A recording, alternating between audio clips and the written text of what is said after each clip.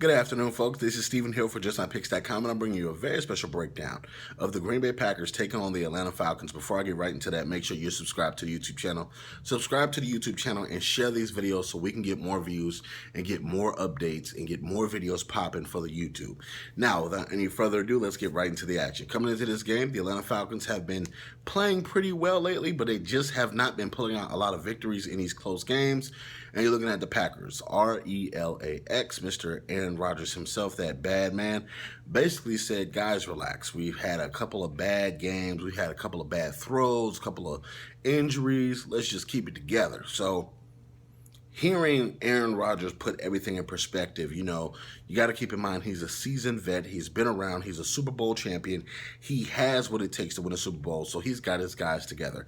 Thinking about some of the previous games that they played and how they put together some things, Randall Cobb has resurfaced. He's playing a little bit better. Jordy Nelson, as good as he is still lingered by that knee injury. You can still see it. He doesn't have that full burst, that full pop back. So you got to keep in mind it is going to take about a year and a half before he is back to his normal self. Being with the cutting, the speed, all those things, even though he's serviceable, he's not the same guy he used to be. And Aaron Rodgers has to realize that. He has to develop relationships with the younger receivers so he can make more plays with other people on the field. Now, when it comes down to it, I think that the X factors in this matchup are going to be the tight ends for the Green Bay Packers. You got to keep in mind, the Atlanta Falcons defense, sometimes it shows up, sometimes it doesn't. They don't really get pressure on the quarterback. So Vic Beasley, the top draft pick a year ago for the Falcons, has been turning up as of lately. I think I saw Dwight Freeney sighting a couple of weeks ago.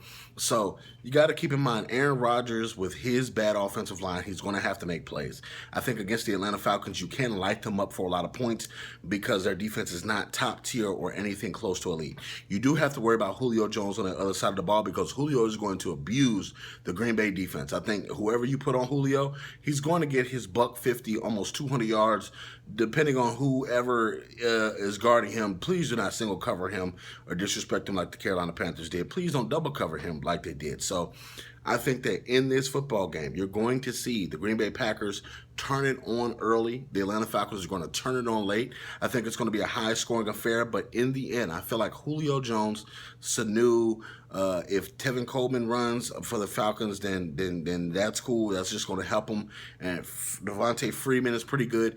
I think the Atlanta Falcons have too much offensive firepower to lose this football game in the Georgia Dome. I think that they're going to come out fired up. They're going to come out and really need literally to get a win. So they're going to get this win. Dan Quinn is going to make sure this team is firing on all cylinders and make sure everything is good so they can get this victory.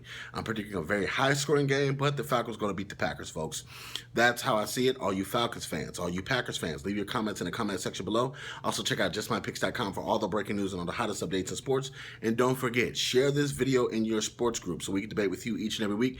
And as always, subscribe and share these videos. Enjoy.